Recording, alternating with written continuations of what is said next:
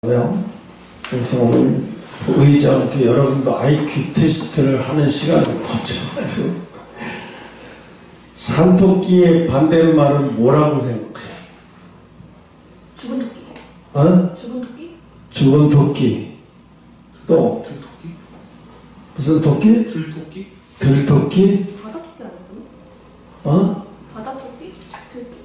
바다토끼? 바다토끼? 혹시 어떤 사람은 산토끼의 반대말은 집토끼라고 하던데, 또 어떤 사람은 산토끼의 반대말은 끼또산이라고 해요.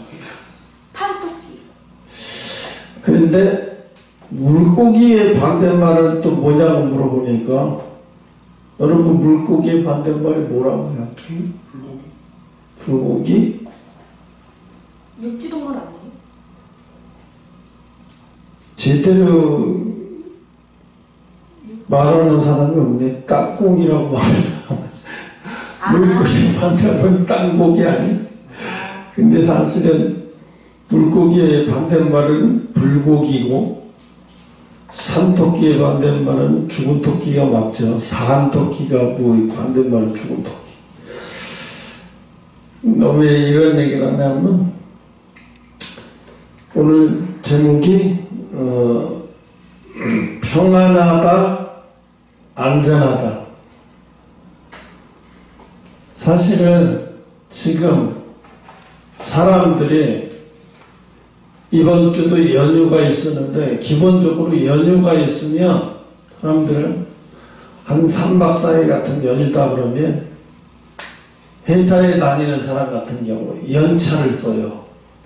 연차를 써가지고 3박 4일이면 연차 한 이틀을 더 써가지고 한 5일 휴가로 해가지고 아시아나 최소한 아시아 정도는 여행을 가는 사람들이 어마어마하게 많아요. 공항에 보니까 진짜로 어마어마하게 많더라고요. 제주도 갔다가 비행기를 못 타서, 태풍이나 이런 것 때문에 비행기 못 타서 수학여행 갔다 오는 사람들이 못 오고, 또 거기서 비행기가 뜨질 못하니까 발이 묶여서 또 중국도 엄청나더라고요. 얼마나 그 관광지에 사람이 몰려오는지 우리나라 이태원 같이 그 관광지에 그렇게 몰리는 거예요. 그 사람들이 압사당할 정도예요. 그러니까 여관이나 호텔이나 이런 데도 사람들을 얻을 수 없으니까 어디서 자냐면 화장실에서 그냥 자는 거예요. 화장실 꽉꽉 들어차가지고. 야, 뭐 이런 지옥이다 있냐. 그냥 명절이라고 막 가는 데마다 막 사람들이 얼마나 많으니까 중국은 더 이상 여행을 하면 이건 여행이 아니라 지옥이다 이거는. 이게 무슨 여행이야, 지옥이지. 이게 뭐하라, 이 고생을 뭐하라 하나. 중국의 여행, 소셜, 미디어에 올라오는 거 그냥 난리가 아니더라고요. 야, 차라리 집에 있는 게 낫지, 이게 무슨 고생을 하냐. 그런 생각을 해봤어요. 오늘 하나님이 우리에게 주시는 게 평안하고 안전하다. 마지막 때에 주시는 하나님의 경고예요. 평안하고 안전하다고 생각이 들 때가 가장 위험할 때라는 거예요. 평안하고 안전하다. 제가 지난주에는 미국 텍사스 농장에 이 농작물을 파헤치는 멧돼지들을 잡는 그런 사람들을 봤어요. 그 사람들은 돈을 받고 하는 거예요. 이 조그만 픽업 트럭에다가 총을 가지고 탄 사람들이 몇 명씩 타가지고 벌판을 끝없이 달리는 거예요. 그래서 야간에 이렇게 온도가 딱 들어오면 돼지인지 사람인지 딱 그냥 보여요. 그러면 그냥 정확히 탁탁탁탁 그냥 소음청으로 도망 못 가게. 너무 웃기는 게 돼지들이 이마를 맞춰야 되는데 막당을 하니까 총알을 아끼려고 이마를 제대로 맞추려고 사람의 소리를 이렇게 자전거 그 액션 소리 같이 뻥 내요. 그러면 고개를 탁 들어요, 멧돼지가. 그럼 정확하게 머리에다 딱 맞죠. 한 방에 맞춰서 다 죽여버리는 거예요. 또 그렇게 해가지고 밤사이에 돼지를 잡았는데 속된 말을 말하면 수만 마리를 잡더라고요. 그런 차가 밤사이에 한 10대가 쫙 한 줄로 서서 나가면서 멧돼지를 사냥하는 거예요. 그 멧돼지들이 농작물을 다 해치는데 그 농작물에 20% 가까운, 뭐 30%, 20% 가까운 농작물을 해친대요. 우리가 볼 때는 20% 별거 아닌 것 같지만 그 텍사스 농장의 20%면 어마어마한 거예요. 막 끝도 안 보여요. 1시간, 2시간 이상씩 달리는 거예요. 새벽, 밤새도록 달리면서 총을 쏴대는 거예요. 그 쏴대갖고 나중에 올 때는 그 돼지들을, 죽은 돼지들을 다 실어. 뒤에다가 다 실어. 실어가지고 어떡하나 봤더니 그거를 다 태워버리더라고요. 그 돼지들. 왜냐하면 놔두면 그 돼지들이 병을 옮겨서 또 뭐 땅을 더럽힐까봐 다 잡아서 버립니다. 근데 멧돼지들이 번식력이 좋으니까 막 어마어마한 멧돼지들이 잡히더라고요. 그런데도 그 사람들 얘기하는 거, 오늘 이거 나가서 이거 한 거는 멧돼지의 뭐 10분의 1밖에 못 잡은 거예요. 그러니 그렇게 해가지고 수없이, 그러니까 농작물을 지키기 위해서 이 사람들은 전쟁이야. 그걸 보면서 아, 미국은 이래서 총이 반드시 필요한 나라구나. 농사를 지으려면 총 없으면 농사를 못 지겠구나. 진짜로 농사를 지으려면 총 없으면 농사 못 져. 그래서 어떻게 처음엔 농부들이 그렇게 했다가 안 되니까 그 외주의 사람들한테, 그 총기업자들한테 주어요. 그럼 총기업자들이 사람들을 훈련시켜놓고 차에다 실어가지고 계속 하면서 돼지를 얼마나 잡았는지 그걸 양에 따라서 그 돈을 주는 거예요. 그러니까 이 사람들도 한 마리라도 더 잡으려고, 더 잡아야 돈이 되니까, 그래야 또 농가는 그래야 좋으니까. 그러니까 보니까 아, 스트레스는 날리겠더라. 야, 그냥 안 맞히는 법이 없어. 그냥 100% 다 맞아. 약간 투시격으로 하니까 그냥 100% 다 맞히더라고요. 예수님이 마지막 때 이 땅에 오실 때 사람들은 그러죠. 예수님이 이 땅에 오시는 날이 어마어마한 인간에게 축복의 날인 줄 아는데, 어떤 인간에게는 축복이지만 어떤 인간에게는 심판의 날인 거예요. 예수님이 어떤 이들은 구원하시려고 오지만 어떤 이들은 심판하기 위해서 오시는 거죠. 그 마지막 때 심판하기 위해서 오시는 예수님이 뭐라고 하시냐면 오늘 경고하는 거예요. 너희들이 평안하다고 안전하다고 할 때 내가 올 거라는 거예요. 평안하다, 안전하다.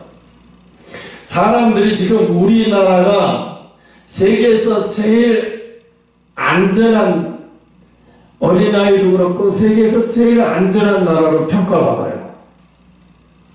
미국, 일본, 이게 유럽 사람들은, 그래서 그 사람들은 진짜 선진국은 한국이다 이렇게 얘기해요. 근데 유럽의 명문대학이나 이런 데서 정말 선진국이 어디냐? 어제도 영국의 뭐 찰스 왕세자가 대관식 해가지고 뭐 세계에 무슨 거의 뭐 30개국이 넘은 총리, 뭐 대통령들이 모여있잖아요. 그거 참석하려고. 우리나라 대통령도 간 줄 알고 있는데, 대관식에 사실 영국 왕이 하는 일이 뭐 있어? 없어요. 아무것도 없는데 왜 그걸 하느냐? 영국은 왕이 통치하는 나라가 아니에요. 총리 또 국회의원들이 나라를 이끌어가지, 왕은 아무 그냥 허울뿐이고 껍데기야. 아무 힘 없어. 그럼 뭐냐? 그냥 영국의 왕이라고 하는 제도를 통해서, 솔직하게 그 영국의 왕이라고 하는 제도를 통해서 엄청난 관광 수입을 얻는 거예요. 그 관광 수입 때문에 그냥 하는 거지, 그럼 영국의 왕이 무슨 뭐 아무런 도움도 안 되는데 뭐. 근데 왜 그 왕이 제대로 빼버리면 영국에 힘을 동력을 잃어버려. 그것 때문에 영국에 엄청난 사람들이 1년에 영국 왕실을 구경하고, 영국의 대통령들이 영국 가면 그 왕실에 초대받아서 그걸 굉장히 크게 여기고, 어찌 보면 인간의 우상이지 뭐. 우상. 영국이 왕이 아무것도 하는 것도 없으면서 응? 그 왕이 돼봤자 뭐 아무나 힘도 없고, 그런데도 대관식이 그렇게 많이 참석해. 그래서 영국의 사람들은 또 영국 사람들 그걸 가지고 엄청나게 자부심을 갖죠. 그래서 영국에 뭐 어떤 나라들은 초대받은 나라들도 있고, 초대받지 못한 나라들은 또 자존심도 상하고 막 그러지. 오늘 마찬가지예요. 우리가 인간의 왕이도 대관식에 초대받지 못하면 기분이 상하는데, 하물며 예수님이 공중재림할 때 초대받지 못하면 그때는 초대받지 못한 걸로 끝나는 게 아니에요. 그럼 초대받지 못한 사람들은 어떻게 되냐? 초대받지 못한 사람들은 그냥 초대받지 못한 걸로 끝나는 게 아니라, 이게 완전히 심판의 도구가 되는 거예요. 초대받지 못한 걸로 끝나는 게 아니라, 초대 못 받은 대신에 우리에게 초대받지 못한 사람들에게 오는 벌은 뭐냐? 심판이라는 거예요. 심판. 무슨 심판? 네가 어떻게 살아왔는지에 대한 심판이에요. 그 심판. 제가 에녹서를 어제부로 에녹서 1권, 2권, 3권을 다 읽어봤는데, 그 에녹서에 이렇게 돼 있더라고요. 에녹이 뭐라고 얘기를 하냐면, 거기에 보면 이런 그가 있어요. 하늘이나 땅을 만들지 않은 신들에게, 하늘이나 땅을 만들지 않은 신들을 섬기지 마라. 하늘이나 땅을 만들지 않은 신들을 섬기는 자들에게는 반드시 재앙과 심판이 있을 것이다. 그러면서 에녹이 오랫동안 자기가 배운 것을 이야기하는데, 너희들이 주어진 세월을, 이 땅에서 얼마를 사는 동안 하나님께 주어진 세월을 인내와 온순 속에서 보내라. 이렇게. 인내와 온순 속에서. 인내와 온유함으로 살다가 마지막 하나님이 주어진 그 삶의 시간을 그렇게 보내라는 거예요. 인내와 온전한 온순 속에서 보내라는 얘기는, 세월을 인내와 함부로 살지 말라는 거예요. 하나님 말씀으로 온전하게 살고, 또 아주 온순한 마음으로 살아라. 적을 만들지 말고, 또 네가 심판하려고 하지도 말고, 그렇게 온유한 사람으로 살다가 하나님이 부르면 그때 와라. 그러면서 자기가 360살에 천국에 불림받아 간 이야기를 하는 거예요. 360살에 천국에 갔었던 이야기를. 그러면서 그 얘기 거기 아주 상세하게 나와 있어요. 360살에 천국에 불려서 가는데 무드셀라를 불러요. 무드셀라를 부른지 누구를 자기 자식들을 불러가지고, 혹시 내가 없으면 놀라지 말아라. 없어지면 놀라지 말아라. 내가 한동안 안 보여도 놀라지 말아라. 내가 하늘나라에 가. 나도 거기가 어딘지 모른다. 거기를 가게 될 건데, 가면 얼마가 있을지, 얼마를 있다고 할지 모른다. 그러니까 그렇게 알아라. 그리고 갔어요.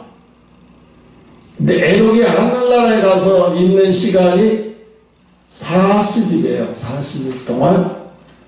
40일 동안 천국에 가서 모든 걸 다 듣고 오는 거예요. 하나님이 이 세상을 어떻게 창조했는지, 별들은 어떻게 창조했는지, 은하수들은 어떻게 창조했는지, 이런 하나하나 이런 것들을 그 천사장로부터 다 하나하나 다 듣고 에녹한테 이야기를 해. 이거를 너는 기록을 다 해가지고 나중에 기록을 다 해서 홍수 심판 때도, 홍수 심판 때 그렇잖아요. 기록을 해놨는데 홍수 심판 때 홍수가 지면 그 기록하는 책들을 다 물에 젖어서 어떻게 될지 모르잖아요. 그러니까 그것은 내가 비밀로 비밀 장소에다가 노라는 데다 갖다 놓고, 그러면 절대로 홍수로 하나님이 심판하도 그것이 발견되지 않을 거다. 그런데 이 에녹서가 언제 발견됐냐면 솔로몬 시대에 발견이 돼요. 왜? 하나님 왜 솔로몬 시대에 발견되게 만드냐면, 솔로몬은 지혜의 사람이니까 솔로몬이 이것을 해독할 거라고 생각하고 솔로몬 시대에 솔로몬이 발견하게 돼요. 근데 솔로몬이 발견했는데 해독을 할 수가 없는 거예요.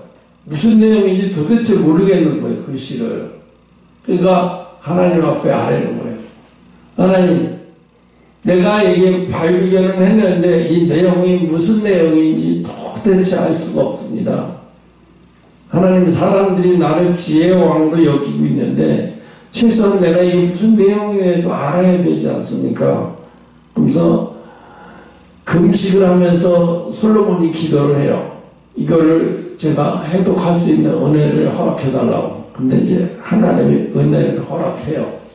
그래서 은혜를 허락한 순간에 이제 솔로몬이 그 에녹서를 해독을 다 해요.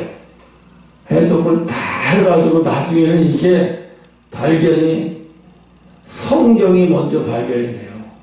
성경이 발견이 된 다음에 이게 한참 있다가 발견이 돼요. 외경이.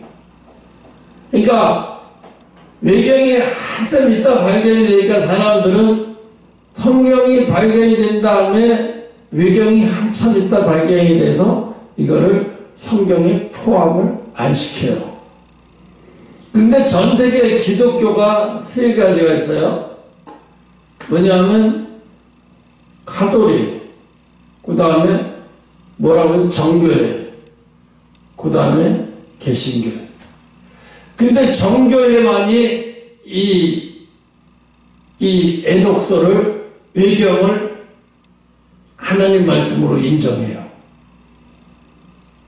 그러니까 이 기독교 계통에서 이 정교회만이 외경을 하나님 말씀으로 인정해서 그들은 외경을 공부를 해요. 근데 기독교에서는, 개신교에서는 외경을 성경으로 인정을 안 해요. 그런데 성경을 인정을 안 하니까 사람들이 인정을 안 하는 거지 하나님이 인정을 안 하는 건 아니니까 그걸 가지고 막 싸울 필요도 없어요. 사실은 그냥 보고 나한테 도움이 되면 좋은 거죠. 보고 나한테 도움이 되면 좋은 거 크잖아요. 참고서가 그게 예를 들어서 참고서가 전과나 수련과 뭐 이런 옛날에 어렸을 때 보면 참고서가 정식으로 그거는 교과서가 아니잖아요. 그런데 교과서에서 없는 내용을 참고로 깨달고 알려면 반드시 참고서가 필요해요. 그죠? 그래서 참고서를 보면서 아, 그게 그거구나. 그러니까 외경은 참고서처럼 생각하면 돼요. 왜? 아, 하나님이 그냥 천지를 창조하셨더라. 더 이상 알고 싶지 않은 사람은 거기까지만 알면 돼. 근데 하나님은 어떻게 천지를 창조하셨을까? 별들은 어떻게 창조하셨을까? 우주는 또 어떻게 창조하셨을까? 이게 궁금한 사람들은 외경을 보면 도움이 돼요. 진짜로 도움이 돼요, 외경. 그러면 어떻게 알았냐면, 아, 하나님이 어떤 분인가를 이 상상 그냥 막연한 게 아니라 하나님 자체가 빚이시구나. 하나님 자체가 빚이신 분이구나. 그래서 하나님은 뭐라고 말씀하셨냐면 저기에 보면 이런 말씀도 하셨어요. 빛은 절대로 인간의 어둠에 빠질 수 없다. 이게 에노기합니다. 빛은 절대로 인간이 그런 인간 따위들이 만들어놓은 어둠에 빛이 빠질 수는 없다. 그래서 인간이 만들어놓은 어둠에 빛이 일어날 수는 없다는 거죠. 지금 KBS가 캐싱턴, 필라델피아 캐싱턴 현재 어떤 건지 그걸 또 취재를 해서 보여준 게 있어요. 몇 개월 사이에. 그걸 제가 어제 봤는데 지금 캐싱턴이 어떻게 되냐. 캐싱턴에 있는 많은 마약의 범죄, 마약에 취해서 신경이 마비돼서 그렇게 막 이렇게 로봇처럼 있는 사람들이요. 그 사람들은 6주 안에 다 죽는데요. 그럼 또 새로운 사람들이 또 그러고 있어요. 과거에 그렇게 있던 사람들은 어떻게 했을까요? 다 죽었어요. 길에서 다 죽으면 신고하면 일요일이가 와서 실어다가 그냥 누군지 신고는 알 필요도 없어. 그냥 갖다가 묻어버려요. 태우지도 않아 그냥 묻어버려요. 하루에도 시신이 막 나온 거야. 몇 구씩 막 나온 거야. 그런데 그 사람들이 왜 저렇게 됐나? 미국의 애리조나나 이런 저기에도 마약이 그냥 유통이 된대요.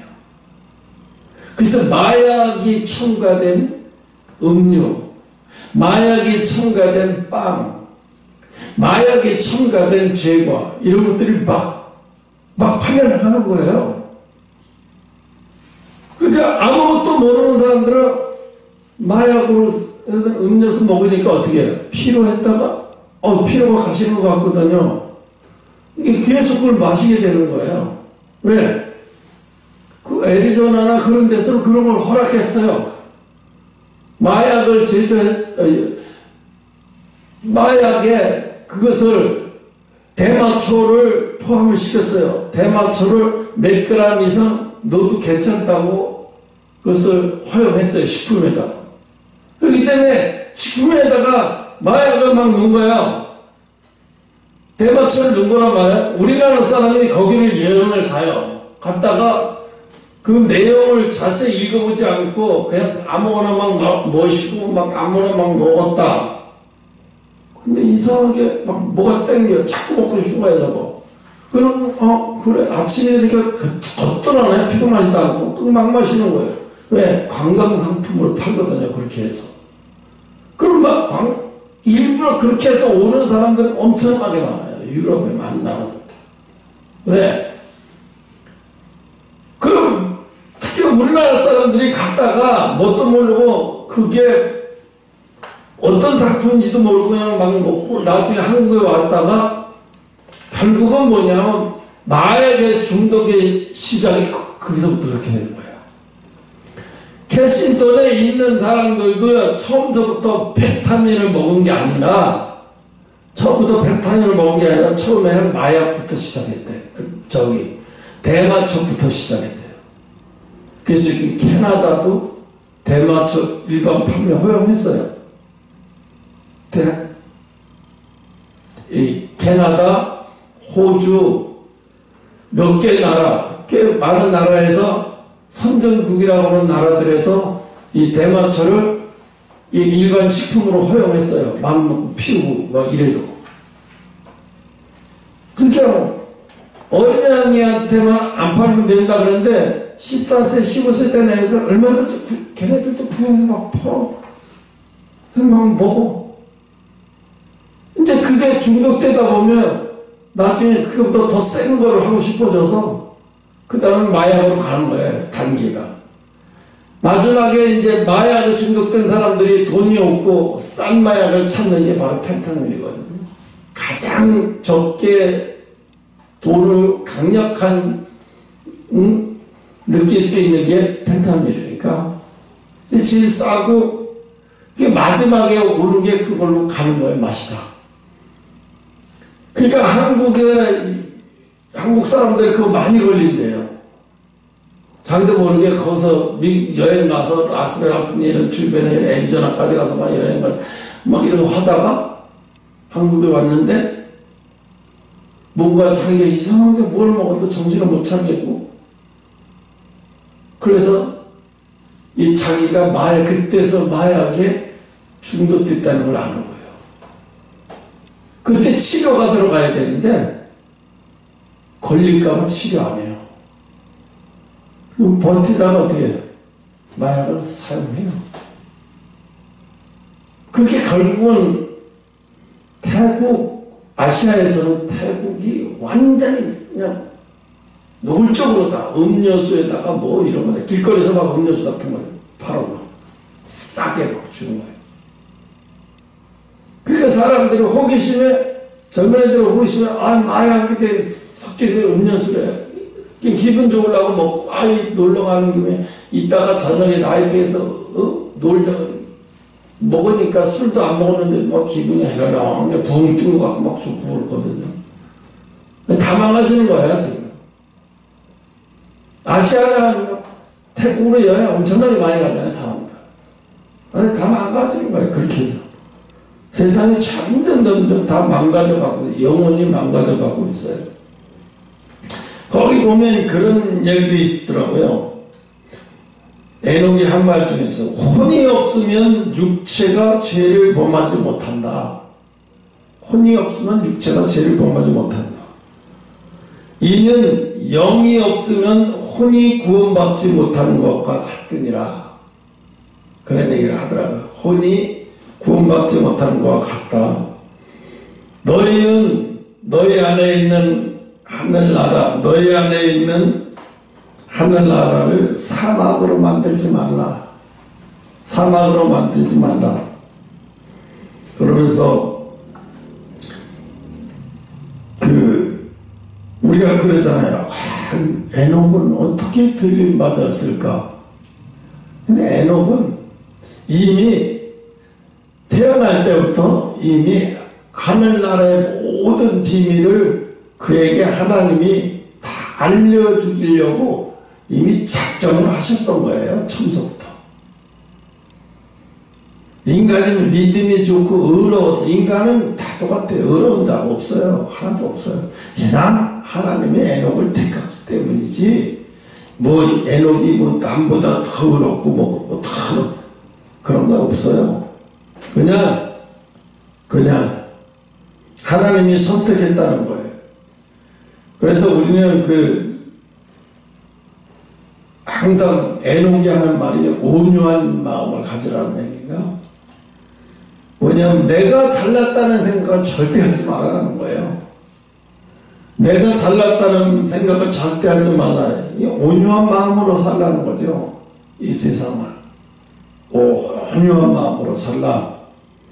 어제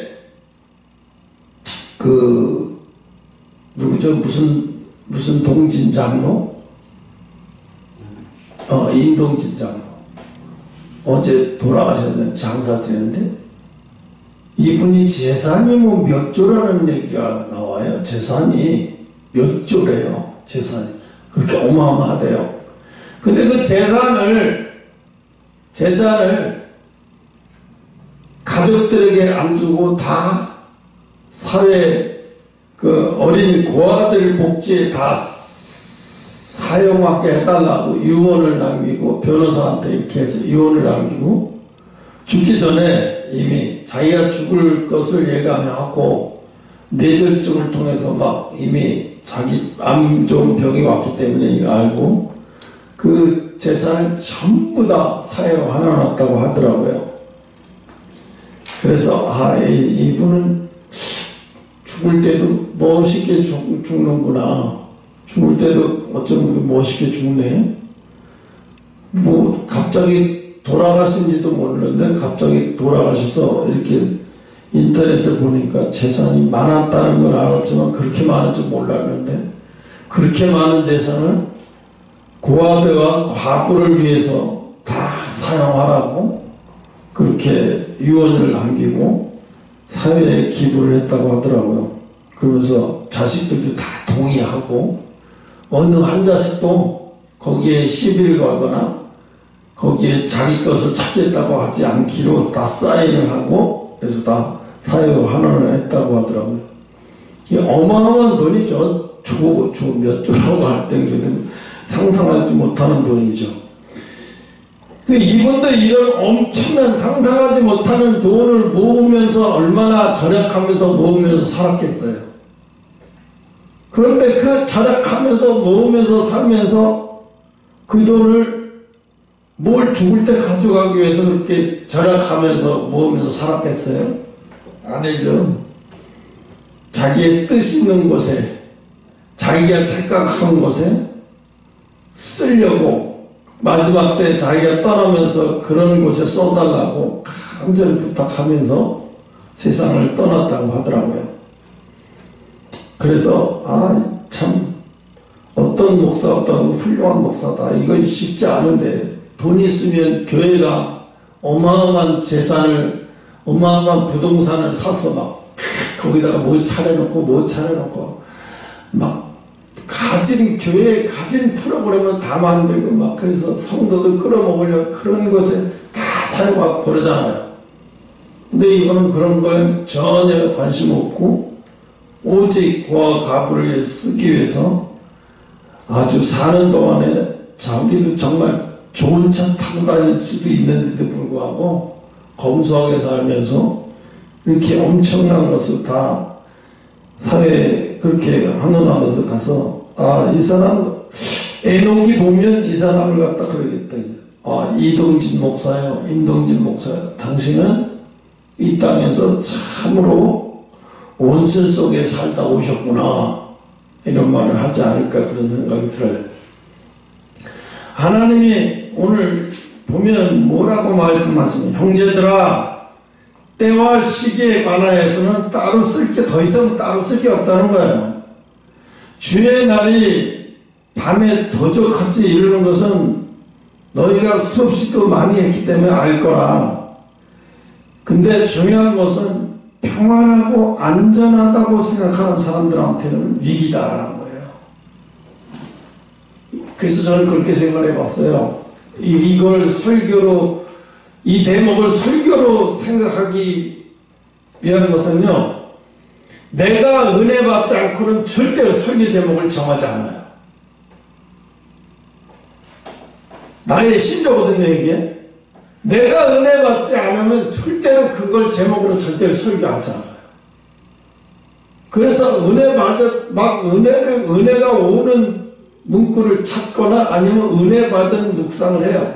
그래서 내가 은혜가 돼야 그것을 설교로 정해요.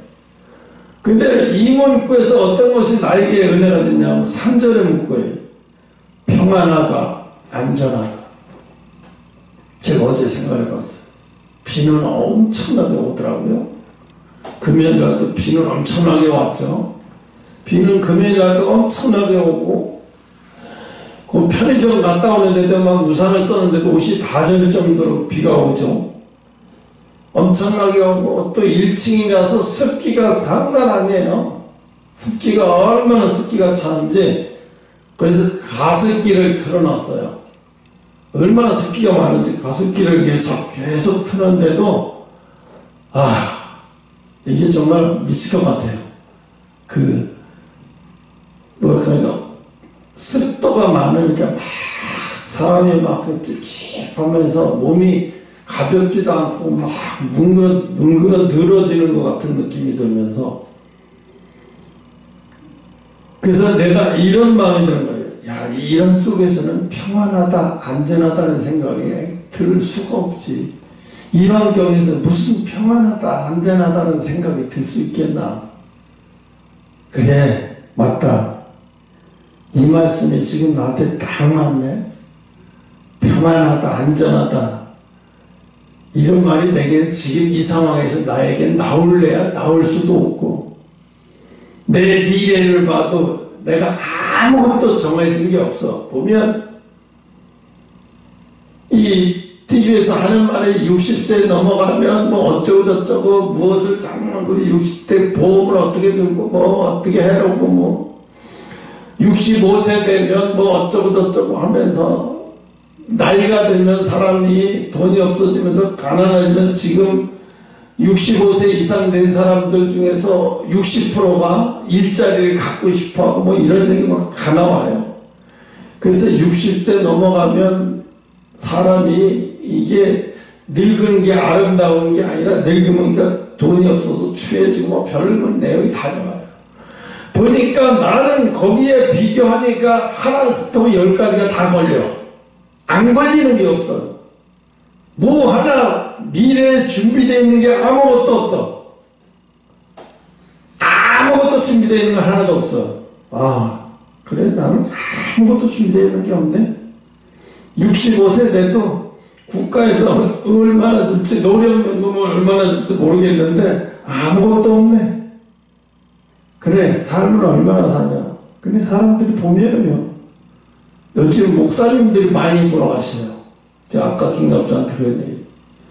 목사님들이 많이 돌아가시는데 이상하게 취장암에 많이 걸려요. 그 취장암에 많이 걸린다는 얘기는 당뇨에 합병증이 많이 오는 거예요. 당뇨 합병증이 많이 오는 거예요. 취장에서 인슐린 같은 거 이게 분비되고 이런 것들이 제대로 안 되면서 문제가 생기는 거예요.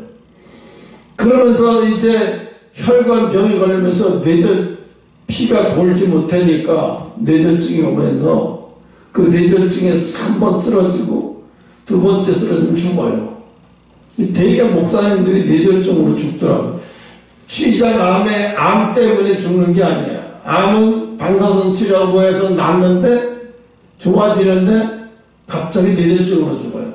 임동균 장로님 그 목사님도 그렇게 죽은 거고 최성규 목사님도 그렇게 해서 죽은 거고 보니까 또 서세원 씨 죽은 게 수행 맞고 죽은 게 아니고 서동주 씨가 신문에 나는데 뭐라고 했냐면은 뭐 때문에 죽었냐 이렇게 얘기했는데 뭐 때문에 죽었냐 하면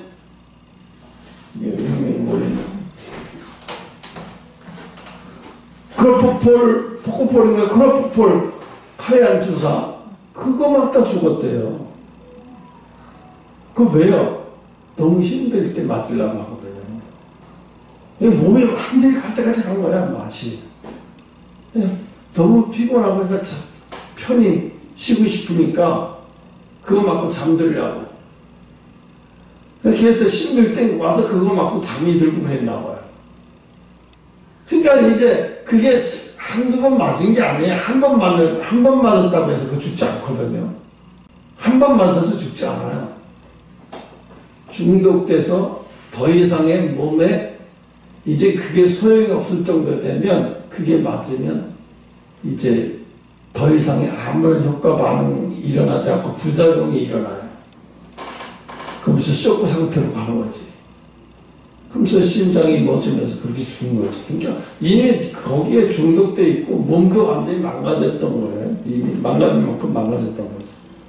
근데 거기 빚쟁이까지 찾아가서 빚쟁이가 찾아왔대요. 3억 빌려준 빚쟁이가 찾아와서 자기 죽을 거 뻔히 알면서 나한테 3억 빌려놓고 저렇게 죽어버리면 난 누구한테 빚을 갚냐고 이제 거기 와서는 상주들이 화를 내면서 막 쫓아버렸나고. 아무리 그래도 그렇지 뭐 죽은 사람 찾아와서 돈 달라고 땡깡을 부리면 뭔 소용이 있겠어요. 이미 다 이혼한 사람 그 사람들은 다 이혼하고 남남인 사람들인데. 아무튼 하나님은 오늘 우리에게 그러는 거예요. 평안하고 안전하고. 사람들은 예수 믿으나 안 믿으나 추구하는 게 뭐예요? 평안하고 안정된 생활을 추구해요. 평안하고 안전한 생활을 추구해요. 교회에서 그렇게 가르쳐요. 어떤 교회에서든 다 그렇게 말해요. 목사가 평안하고 안전한 걸 가르쳐요. 평안하고 안전하지 않은 거는 안전하지 않고 평안하지 않은 거는 하나님이 준 게 아니라는 식으로 말을 해요. 그래서 평안하고 안전하지 않은 것은 하나님이 준 게 아니라고 말을 해. 그럼 평안하고 안전하지 삶의 생활은 저 사람들은 하나님 돌보지 않았구나, 돌보지 않기 때문에 저 사람들은 평안하지 못하고 안전하지 못해. 그러면 우리는 평안하고 안전한 거 하나님 도우심으로 우리는 평안하고 안전하네. 그런데 오늘 말씀 뭐예요? 평안하고 안전하다. 좋아하지 말라는 얘기예요. 평안하고 안전한 삶에는 뭐가 없어요? 구원이 힘들어요. 특히 마지막 때 뭐예요? 마지막 때 들림받는 구원은 더더구나 어렵다는 거예요. 그러니까 뭐예요? 평안하고 안전한 생활을 구하지 말라는 얘기예요. 어떤 여자가 이런 말을 해요.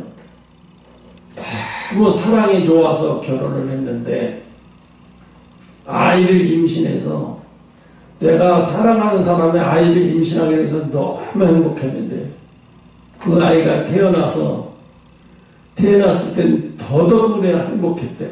인생이 이게 꿈이구나, 이게 달콤하구나. 그때만 해도 꿈 같더래, 세월이. 근데 아이가 2살쯤 돼서부터 이제 지옥이 시작됐다는 거예요. 직장도 다닐 수가 없게 되고, 아이는 병원에서 거의 산소호흡기를 끼다시피 하면서 막 나중에 바늘 하도 찔러서 아이가 찌를 데가 없을 정도로 아이가 바늘만 찔러도 자지러지고, 나중에 의사가 뭐라면 이 아이는 오래 살 수 없겠다고. 그래서 나중에는 2살하고 한 6개월 정도 됐을 때 아이가 그렇게 가버렸대.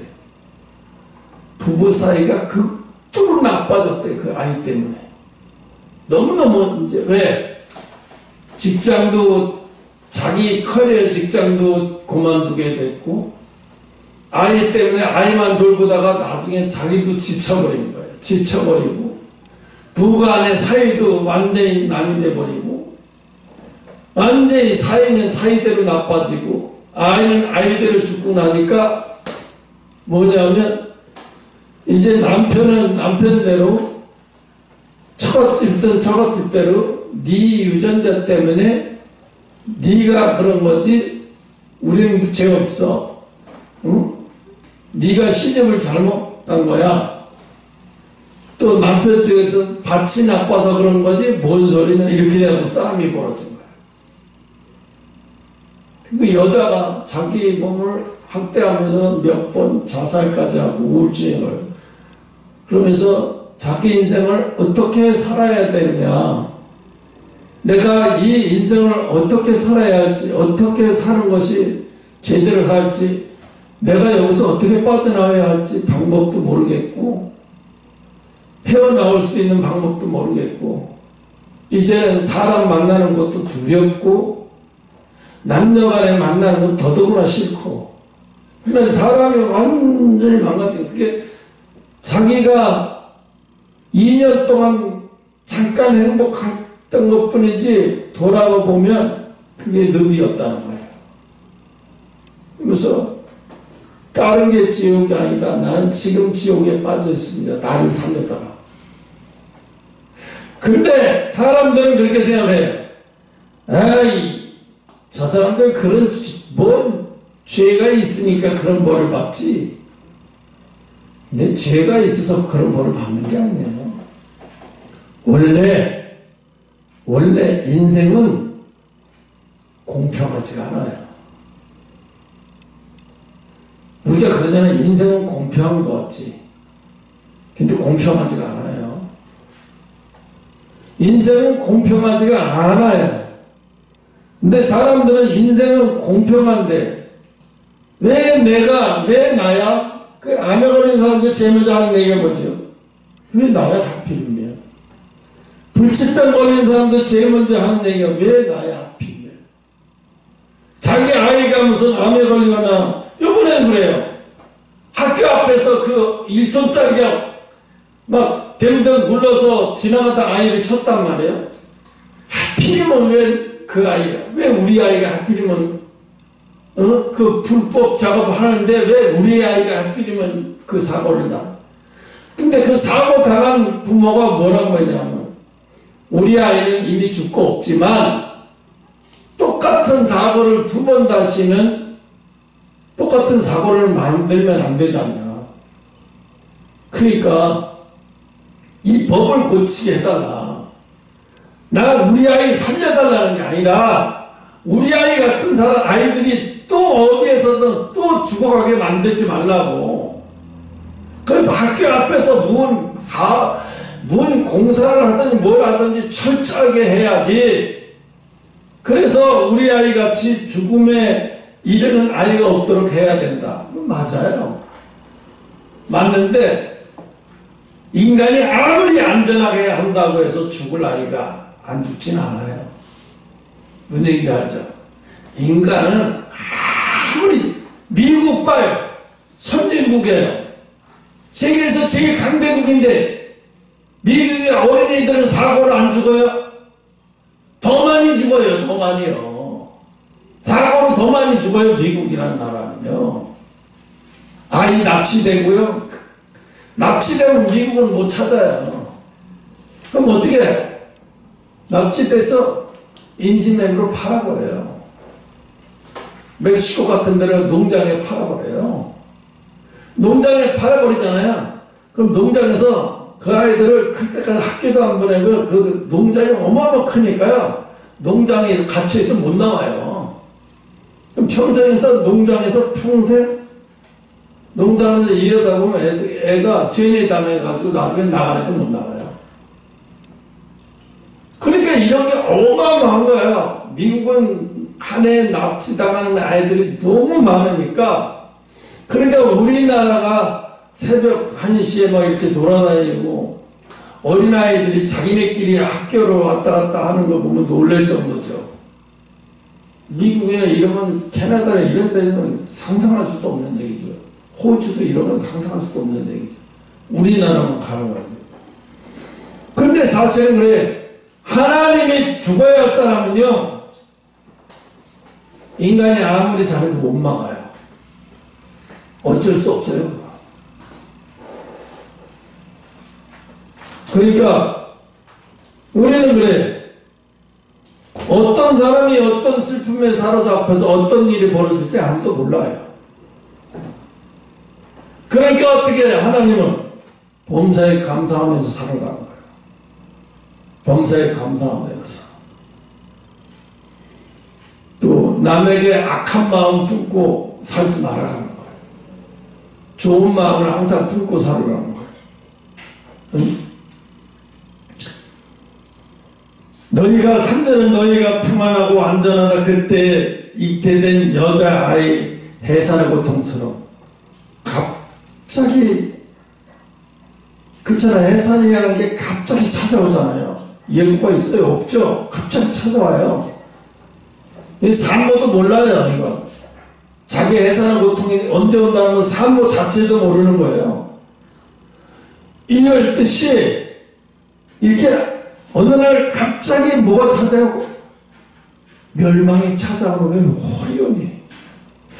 여러분 9.11 테러 일어날 때도 세상에 전 세계에서 가장 아름답고 높은 미국의 상징인 무역센터가 그게 공격받아서 무너질 거라는 생각을 누가 했어요? 아무도 못했어요. 그런데 그걸 예언한 사람이 있어요. 어떤 목사님이. 어떤 목사님이 그거 무너지기 전에 샌드위치를 밤새도록 만들어가는 거예요. 뉴욕 옆에서. 아니 샌드위치를 왜 이렇게 많이 만들어요? 하나님 앞에니까 하나님이 질문을 하더래. 너는 지금 질문해야 할 시간이 아니라 너는 샌드위치를 만들 시간이다. 어떻게 하든지 사람들 많이 모아서 샌드위치를 많이 만들어라. 그래서 왜 그러지? 그러면 샌드위치를 이렇게 많이 만들면 이거 바로 주지 않으면 이게 상한 음식이잖아요. 그럼 갑자기 바로 누군가에게 줘야 된다면 이 엄청난 양을 줄 정도 되면 분명히 좋지 않은 일이 생기겠구나 했는데 9.11 테러 아침에 딱 일어나고 나니까 아 이거구나. 아 이거구나. 그때 이제 미국 전 비행기 타고 뭐 헬리콥터 뭐 타고 막 전 세계적으로 소방관들이 모이고 소방관들에게 또 봉사하는 사람들에게 계속해서 샌드위치를 만들어서 계속 그 사람들에게 주고, 트럭 기사들 와서 그거 날리는 거, 부서진 거 날리는 것도 계속, 왜냐면 보기 흉하니까 빨리 거기 재건해야 되니까 최대한 빨리 그걸 없애보려고 해결하려고 막. 그때 어떻게 했어요? 주변 식당들 영업 안 하고 다 음식 받아서 그 수고하는 사람들을 차 가지고 와서 고생하는 사람들한테 다 그냥 무료로 나눠주고, 그 사람들 하루 세 끼 샌드위치로 계속 그거 했어요. 나중에 하나님은 이미 아신 거예요. 하나님 알고 있던 거예요. 왜? 미국의 교만을 부셔버리기 위해서. 너희가 이게 자랑이냐, 이게 바벨탑이냐 너희한테? 응? 그러잖아요. 그게 그렇게 갑자기 무너질 거라는 생각을 누가 했어요? 그리고 또 일본이 그 방파제, 그 세계 유네스코에 등재되어 있어요. 세계에서 제일 높고 튼튼한 방파제로 30m 이상 높이의 그런 튼튼한 방파제를 30m 높이의 수천 킬로에 달하는 그렇게 먼 거리를 이렇게 만들어 놓은 방파제는 일본이 최고예요. 그래서 그 방파제가 유네스코 기록에 등재됐는데, 아니 그게 힘도 없이 그냥 다 넘어와서 그 있는 차 들고 농지고 뭐고 완전 박살날 거라는 것은 일본은 그게 자부심이었어요. 해양국가에서. 그래서 일본처럼 이렇게 단단하게 잘 만든 나라 없다고 자부심을 했죠. 근데 그 쓰나미가 와서 그렇게 초토화시킬 거라고 상상이나 했겠어요? 서울의 무슨 7배가 8배 넓이에 완전히 그 정도의 넓이가 아주 초토화됐다고 하니까 어마어마한 거죠. 상상을 초월하는 거예요. 그러니까 이런 게 갑자기 올 거라는 것은 일본 사람들 상상 못해요. 대피하라고 해도 뭐 지진 또 왔겠지. 그런데 막상 대피하고 보니까 시답지 않고 대피 안 하고 그냥 겁을 이루 대피했던 사람은 다 죽었어요. 사실은 일본에서 숨기고 있지만 뭐 25,000명 죽었다. 말이 25,000명이죠. 실종된 사람들까지 따지고 보고 이렇게 따지고 보면 거의 10만 가까워요. 10만. 지금도 실명돼서 못 찾는 사람들이 수두룩해 많아요. 시체도 없으니까 못 찾으니까. 바다에 둥둥 썰물로 다시 떠내려갈 때 바다에 둥둥 떠내려가서 고기밥이 되고 나 그렇게 했는데 어떻게 알아요? 모르죠 사람들. 근데 어떻게 해요? 얼마나 죽었는지를 찾을 필요 없어요. 일본 사람들 굳이 그 수치를 꺼내라고 하죠. 우리나라 같은 마크에더니 그걸 갖고 몇 명이 다 뽑아내는데 일본이나 중국 사람들은 그런 거 안 해요. 국가의 창피인데 뭘 그걸 꺼내려고 해요. 그냥 최소한 인원만 보고하고 끝내.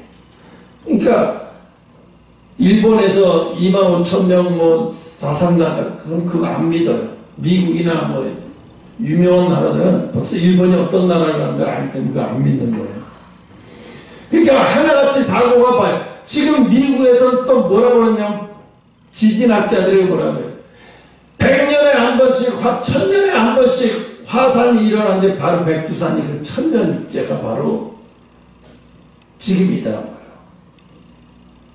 그래서 저 부글부글 끓고 있는 저 백두산에 지금도 부글부글 끓고 있고 계란 바로 집어넣으면 바로 익어버리는 그 백두산이 언제 터질지 모르는데 그러니까 1000년 전에도 한번 터졌다는 거예요. 그러면 2000년 동안 아직 한 번도 안 터졌으니까 2000년 만에 1000년이 지났으니까 바로 터질 때가 가까웠다는 거죠. 1000년 전에도 한번 터진 게 있고 기록이 있고 이제 지금 1000년이 넘었으니까 이제 터져야 할 시기가 왔다는 거예요. 그래서 지금 언제 터질지 몰라요. 지금 얼마 전에도 저쪽으로 막 지진 났었잖아요. 막 흔들리고 지진이면 강도는 뭐 3점 몇 정도밖에 없는데 도로가 막 흔들리는 게 막 한 10초, 20초 동안 한다. 근데 이게 계속 전조 지진이 계속 오니까 아 이게 백두산 지진하고 뭔가 연관이 있다. 틀림없이 있다고 사람들은 여기고 있어요. 근데 우리는 그렇게 생각하고 살아야 돼. 뭘? 언제고 올 건 오는 건다. 언제도 올 건 온다. 그러니까 우리가 이 세상을 평안하다 안전하다 즐기면서 살면 안 된다. 이 세상은 즐기면서 살면. 그럼 하나님이 즐기지 말라나야? 그런 뜻이 아니에요. 이 세상에 빠져 살지 말라는 거죠. 이 세상에 빠져 사는 자들은 결코 멸망의 날이 와도 구원받지 못하고 바로 그날 심판의 날이 될 것이라는 거예요. 그러면서 형제들아 너희가 어둠에 있지 아니하매 그날이 도적같이 임하지 못하리라. 너희에게는 그날이 도적같이 임하지 못하리라. 왜?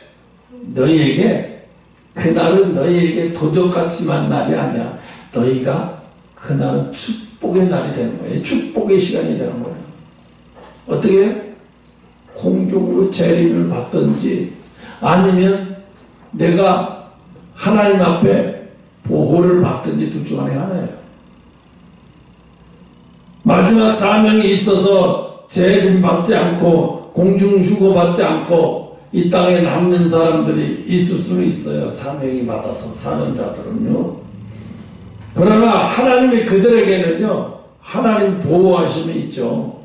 그렇기 때문에 오늘 너희 5절에 너희는 다 빛의 아들이요 낮의 아들이요 우리는 밤이나 어둠에 속하지 아니하나니.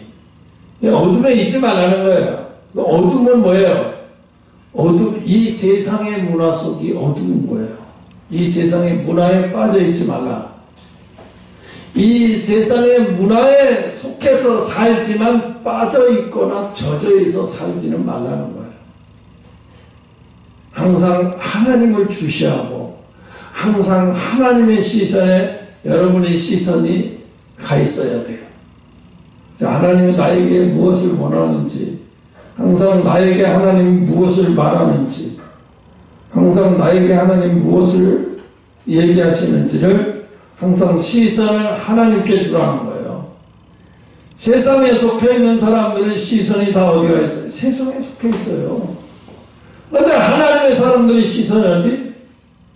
하나님의 시선이 가서 하나님이 뭘 하시는지, 하나님이 지금 뭘 하시려고 이렇게 하시는지. 그래서 이런 사람들에게는 어둠에 있지 않기 때문에 하나님이 하실 것을 다 성령께서 인도를 받아요. 그러니까 이 뒤에 나오면 그러죠. 이 아주 중요한 말씀이 있어요. 어디냐면 19절에 보면 성령을 소멸치 말고 예언을 멸시치 말고 범죄하여 좋은 것을 취하라. 왜 성령을 19절에 성령을 소멸치 말라고 그러겠어요? 우리를 어느 시대인지 어느 시간인지 항상 알려주시기 때문에. 성령을 소멸치 않는 것은 뭐예요? 내가 성령이 기쁘시지 않는 것을 내가 가려서 행동하라는 거예요. 성령이 기쁘시지 않는 것을 가려서 행동하지 않으면 성령이 점점 역사가 우리 속에서 약해지기 시작하면서 어떻게 우리는 잠깐 세상 것에만 자꾸 세상 것에만 눈이 시선이 마음이 온통 거기가 있다 보면 하나님과 점점 멀어지고 내가 하나님과 얼마나 공간이 멀어졌는지조차도 못 느낄 정도가 되어버리는 거예요. 그때 되면 이미 회복 불능의 상태가 와요. 그래서 마지막이니 어쩌니 해도 우리는 두려워하지 말 것은 항상 성령이 소멸치 않고 예언을 무시하지 않고 범사의 해 아래서 항상 하나님의 뜻을 구하고 좋은 것을 취하는 여러분 되시기를 축원합니다. 기도하겠습니다.